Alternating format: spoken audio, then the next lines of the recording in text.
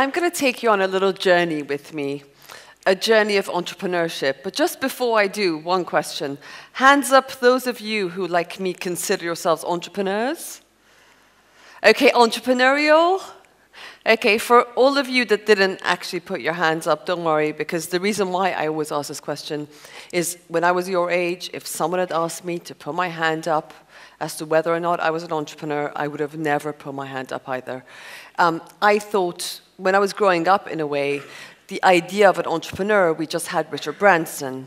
And I would sort of compare myself to Richard Branson and think, well, there's no way I am like Richard Branson. You know, I thought you have to have a special chromosome to be an entrepreneur, some sort of a magic dust, or at least, like Richard Branson, you had to be a school dropout, which I wasn't in any way. So looking at him, and now you guys, on top of Richard Branson, you've got the dragons, which are terrifying images of entrepreneurship, and The Apprentice. So clearly, I thought, I'm not at all the entrepreneurial type. I didn't love business in kindergarten. I didn't make my first million selling sweets at the school playground.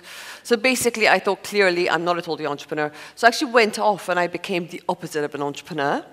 I went off and became a lawyer. But very quickly, I realized that actually I had chosen completely the wrong career for my personality because there are just about two things going for me, my optimism and my enthusiasm. And quickly I realized that just about the two qualities you don't need to be a good lawyer, optimistic or enthusiastic. So I was sort of wasted in what I was doing. And just work felt like I was leaving myself behind to go to work. Work felt like incredibly boring, really. I just did it for the paycheck. I just went in every day not being able to be me. And I remember thinking, why is this not fun? And I was just asking my work colleagues, saying, guys, you know, why aren't we having fun? And I remember they said, fun at work? They're not paying you to enjoy yourself. And I just refused to accept that, because I thought, you know what, I'm going to be working the best years of my life, most of my waking hours. So how on earth could work not be fun? How could I accept this? So I ended up basically staying there because sometimes you really have a dream, but it's scary to change because you're in a sort of comfort zone in a way. And I ended up staying at the law firm, sort of really hating it, but thinking, this is life, this is working life. Until something happened which really snapped me out of it. And sometimes you get shocks, you get dreadful shocks that happen which snap you out of things. What happened to me was I come from a close family of four, my mom and dad, my brother and I. And in January 1993, my dad died very suddenly, very unexpectedly. And I remember the shock was so big, it was like my world had fallen apart. And I just remember the very next morning, I came back from hospital and I thought, you know what, actually, this comfort zone is an illusion. I've got to be true to myself, and I've got to do something I absolutely love doing, because this is not it. And I've got to do something where I could be me doing it. So I basically took a big jump. I took a big leap. I left the law firm. I had no idea what I was going to do, but actually my motto in life is leap and the net will appear, and I just really believe you've got to take the jump sometimes. So I basically took this jump. I went to visit my brother Bobby, who was my only sibling, so he was working in New York at the time. I went to visit him in New York. I had terrible jet lag, thinking, you know, I'm just going to take some time, be in New York, have some change of air. And I remember the very first morning I got up thinking, with this terrible jet lag, thinking, let me go and get a cup of coffee. And back then, America was known for horrible coffee. Even we would make fun of American coffee. And I remember just walking down Madison Avenue, and I was sort of hit by the smell of freshly ground coffee beans. This is even before Starbucks had come to New York. But I walked into this coffee bar. There was all the smell of coffee, where the coffee came from. I said, can I have a cappuccino, please? And they said, would you like it with full-fat milk, skim milk, semi-skim milk, soya milk? And you know, I sort of just couldn't believe it. I'm always on some sort of a diet, so I couldn't believe I could get a skinny cappuccino. And I just fell in love with it, and I just didn't think anything of it. And I got back to London, and I was actually sitting with Bobby in a Thai restaurant with my mum. We'd just gone out for a Thai meal. And in the middle of this time meal, I said to my brother how much I missed these coffee bars. I just wish we had them in London, and I couldn't believe that I was stuck at home. There was nowhere to start my morning apart from making some instant coffee, and I wish we had those amazing New York-style coffee bars so I could go and have a skinny latte every morning. And as soon as I said this to my brother, he got the light bulb you hear about. He said, I can't believe you've said this. This is incredible. You and I should be the ones to bring American-style coffee bars to the UK. This is like an amazing business idea. And my reaction was, hang on a minute, Bobby, you got me completely wrong. I meant why didn't someone else open it and for me to go to it? In a way, I was the customer, so I couldn't quite understand why I had to provide a solution for my own problem, in a way. But anyway, my brother was having none of it. He said, you know what, if you don't want to do it, I'll pay you to do research for me. And just because my brother was paying me, basically, the next day, I got myself a one-day tube pass, and I got on the Circle line. And that was the first day of my research. I got off at every single of the stops on the Circle line to see for myself what there was, and I could see the crap quality of coffee everyone was getting. And by the evening, when I got back, that was really the night when I thought, you know what, there's a real gap in the market, and if we bring American-style coffee bars to the UK, it's going to work. But the thing is, you know, I didn't think 100%. I just thought about 1% this is going to work. I wasn't 100% sure. So one side of my brain is, this is amazing, there's a gap in the market. But this left side of my brain is telling me, surely, Sahar, what do you know about coffee bars? This isn't going to work. It's too good to be true. Just because you like drinking skinny lattes doesn't mean this is a brilliant business idea. But what I've learned in life is that whenever you want to do something, these doubts, and I'm sure you're growing up, and the more you grow up, the more you hear these doubts are always going to be there, and you must never stop them. So my solution is, when you start doubting yourself, when you start feeling insecure, you basically press the delete button. Because if you don't press delete, listening to that voice, you think it's the voice of reason. It's not. It's the voice of fear.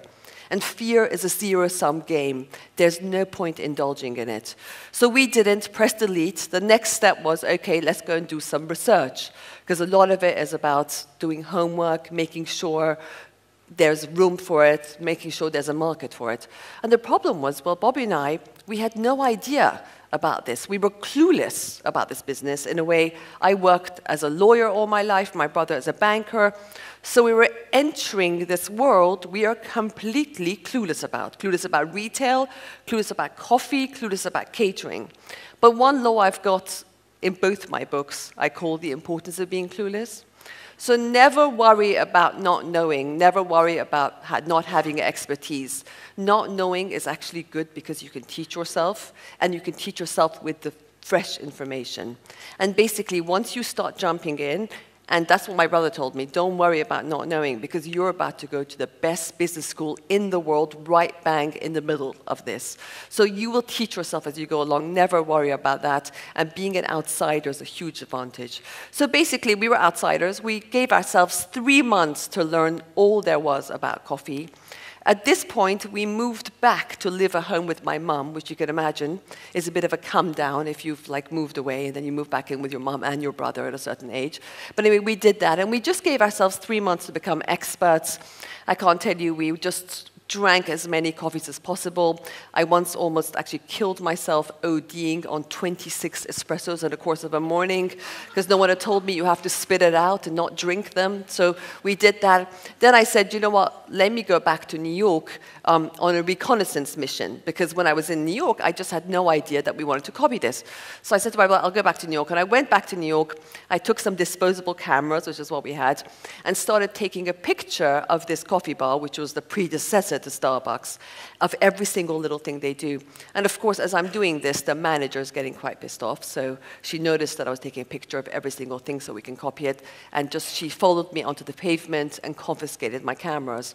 So I basically thought, oh my God, there's just, I've got to come back home without pictures of this coffee bar with the manager finding out. So I ended up doing something that entrepreneurs do, that you all do in everyday life. It's just that entrepreneurs use it for business: bootstrapping. Basically, in order to come back to London with pictures of the coffee bar without the manager finding out. My bootstrapping solution was I had a couple of cousins who lived in New York, and me and my cousins pretended as if we were innocent New York tourists taking innocent tourist snapshots of each other. You will see a picture of my cousin coming up, lovely. You hardly see my cousin there, which is the point, but you fully see how they display their pastries, what everything looks like. Again, another cousin showing the bar seating. This is the first time I've seen employees wear T-shirts and baseball caps. And this is another cousin. So basically, we took these clandestine pictures. And this is the picture I drew on the back of the Virgin flight back from New York. I've kept this because I genuinely believe there's no point having ideas in your head.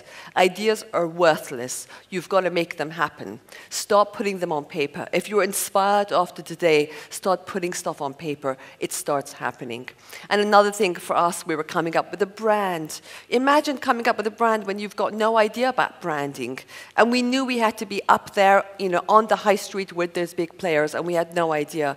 But, that's the thing about entrepreneurship, is just trial and error.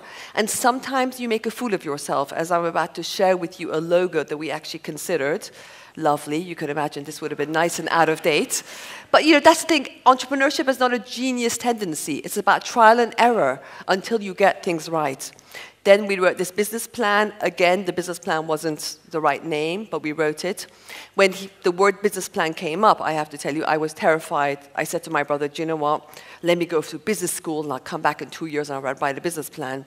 And my brother said, do you know what? Actually, all the business plan is answering a few questions. What is it you're going to do? How are you going to do it? How much is it going to cost you? And who are you going to do it with? And anyway, in this plan, we calculated we needed to raise 90 grand to open the first store. Just to give you an idea, we started calling random bank managers off the yellow pages, basically. We got rejections from 40 bank managers. This page goes on and on. I'm just sharing with you the first page. Of the 40 bank managers we called, we got interviews with 20 bank managers. Of the 20 we got interviews with, the first 19 said to us, there is no way we'll give you money to open a coffee bar. We said, why on earth not? They said, it's really obvious, isn't it? We were like, what's obvious? They were like, it's obvious. We're a nation of tea drinkers. Britain is famous at tea drinking, so what the hell are you doing bringing coffee in a nation of tea drinkers? But I'd done my homework, and yes, we were a nation of tea drinkers. But basically, in the 80s, we were drinking 4 times more tea than we were drinking 2 times more tea. So I'm seeing this is going the right way, which is why us entrepreneurs call bank managers enemies of innovation. This is just a quick fax I wrote to my brother about a certain bank manager, which you'll see. It's just all, sort of the life of entrepreneurs. We're not perfect. This is the picture of the bank manager. And basically, the next one was making it happen. You've got to actually do it. And that was a nightmare. When you're an entrepreneur, it's an obstacle course. Everyone's against you. We were looking for cups. No one had these cups. At that time, all they had was polystyrene cups. The cup suppliers thought we were crazy. They were like, I don't know what you're going on about. We've never had cups like this. We ended up bootstrapping. We ordered blank cups from America. We had 2 parties, 5 bottles of wine, some pasta, got all our friends, and they stuck the stickers on the cups. The same thing with the muffin suppliers. They were like, blueberry muffins, fat-free muffins? Sorry, the only muffins we've ever baked are yellow. The only thing they've got in them are raisins. So we ended up making the muffins at home, delivering them ourselves, getting more parking tickets, delivering them ourselves. And we ended up nicking our first employees from Pret-a-Manger. This is all bootstrapping stuff that all entrepreneurs do. And basically, we opened the doors to the first store. This is the first store, just to show you entrepreneurship is not necessarily about original or new ideas. It was a copy. The benches came later, so it was a complete copy of what we've seen in New York.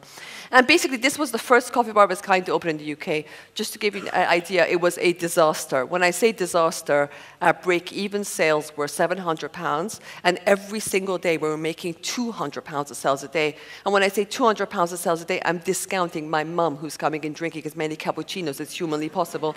So without my mum's excessive coffee consumption, we were making much less. This is just telling people what we're about, educating people about coffee. And one by one, sort of, we converted one customer at a time. Sales started creeping towards break even. Starbucks came. It was absolutely terrifying time. But by this stage, we were a big brand. And when we got to 2001, basically, Bobby and I both sold our shares because we thought that's what you do when your company is successful.